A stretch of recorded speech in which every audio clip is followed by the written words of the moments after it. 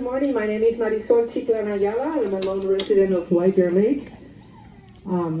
Thank you for being here with us. Our focus for this stop is systemic segregation, discrimination, and racism. At this stop, we are going to discuss the history of why and how White Bear Lake has such a history of not being very diverse. We are going to go over what it is and what is currently and other things related to that, including racist covenants and redlining. First, we are going to talk about racist housing covenants. These covenants were written into property deeds all over the country, and the purpose was to keep people who were not white from buying or occupying land. In Minneapolis, the first example of a deed with a racial covenant appeared in 1910. This house, the Fillebrown house, was built before racial covenants became part of the systemic racism in Minnesota. However, keep in mind that this wasn't because racism didn't exist. It was because the ability of any Black person to live and buy property in the area was unthinkable at this time. The covenants created a system of segregation by concentrating African Americans to certain cities and certain areas of the cities. This lasted for generations until the 1950s and 60s, when racial housing covenants were finally made illegal. Despite being illegal today, we are still living with the prejudice where volunteers are viewing historic deeds to look for racist covenant language. This project started in Minneapolis and Hennepin County and has just started to expand to St. Paul and Ramsey County this spring, including White Bear Lake.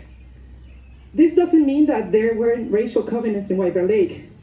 It just means that we haven't gone into the records to show proof of them yet. One of the many reasons that home ownership is important is that this is one of the best ways to establish wealth and then pass the wealth down to your children. Covenants were just one way that Black Americans were shut out from this way of creating wealth that still has repercussions today. Another tool of systemic racism is something called redlining. This was a real estate classification system that came to be in the 1930s as part of the New Deal's push to get more people to take out home loans. Medium and large cities commissioned maps to be made of which neighborhoods made up the safest loans for the federal sponsored program. In these maps, areas where they didn't want to loan out money for housing purchases were colored red. And you guessed it, the red areas were often comprised of people of color, immigrant groups, and Jews. The drawing of red lines around areas that were racially segregated or redlining became common practice and even became supported by law. This practice of redlining meant that many people were not able to get government home loans for areas that they wanted to live in, which further contributed to segregation. Generations of African Americans were denied federal housing loans due to redlining, which caused them to have less opportunity to build equity through home ownership. So they had less to pass on to their children than white families did. This is part of the reason we have such a large wealth gap and home ownership gap between African American families and white families today. As a smaller city, these maps weren't created for White Bear Lake. However, this doesn't mean that White Bear Lake was a utopia of diverse residents. In fact, the opposite is true. In the 1910 census, 100% of residents were white in White Bear Lake. But people with mixed ancestry, including Native Americans, did not have an option to report.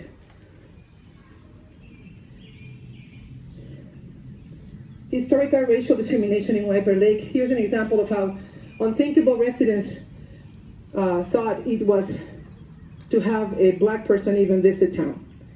A memoir by a longtime White Bear Lake resident, Dorothy Rich Haas, includes this short glance into the racist culture. She writes, White Bear Lake at the time did not take kindly to the presence of Black Americans. One day, when a Black family came to visit the Davenports, the minister of the city's Episcopal Church, and tried to go swimming, they were ordered off the Clark Avenue beach. Reverend Davenport gave them swimsuits and went to the beach with them as his moral standing quelled the protest.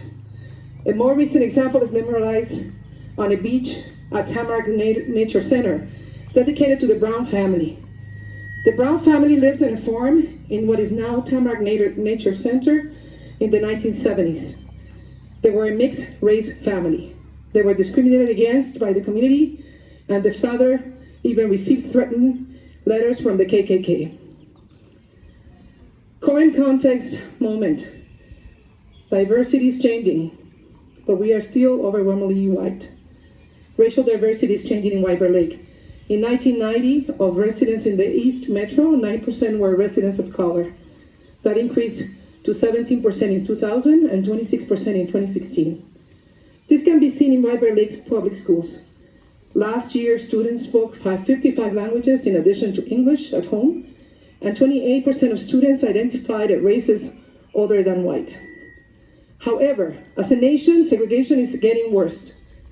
Analysis of census data by University professor Paul Jaworski was found that in 2011, 7% of poor whites lived in high poverty neighborhoods where more than 40% of the residents are poor, up to 4% in 2000.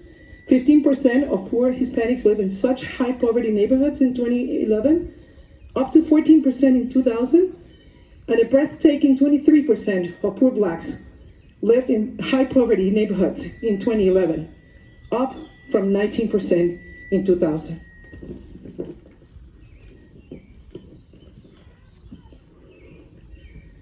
Why is this segregation getting worse?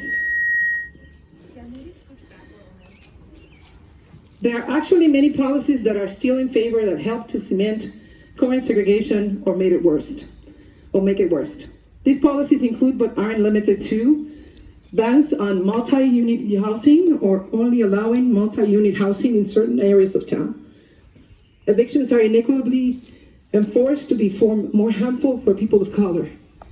People of color are more likely than white people to get eviction notices, and therein are more likely than white people to lose their case in eviction court. In addition, you have no right to a court-appointed lawyer in eviction court. Evictions were put on hold in Minneapolis and St. Paul during the COVID-19 crisis, but rent wasn't forgiven. This means that people will owe months of rent soon, and evictions will likely balloon. Real estate agents can only or unknowingly steer their clients towards or away from certain neighborhoods or towns to keep segregation. And I'm one of those people that was encouraged to not move to White Bear Lake. I'm glad that I did.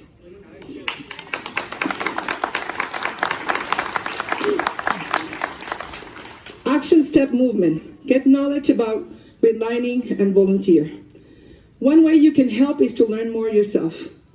You can watch a PBS documentary called Jim Crow of the North to learn more about our history, and also volunteer with the Mapping Prejudice Project that we have in Minnesota to help you historic deeds and look for racist covenant language. There's a website that we can make available to all of you. You should also, or you could also look it up to your own deed. I was doing that last night. And look for, and if it has racist language, disavow that language. The mayor of White Bear Lake recently announced a task force to investigate systems racism in our city policies, from housing and zoning to policing to health care in all other areas.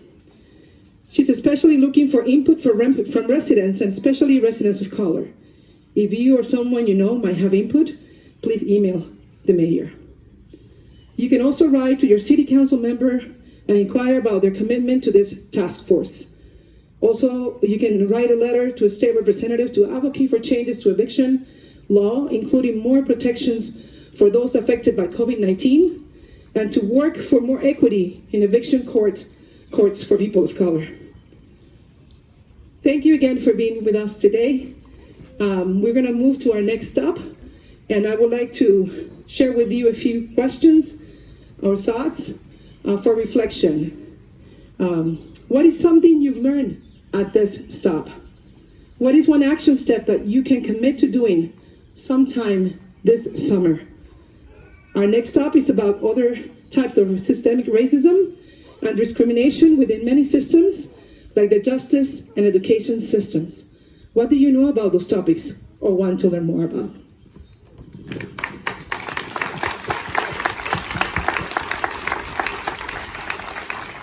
So just a quick logistics note, our next stop is a tiny little plaque that's just a few blocks down.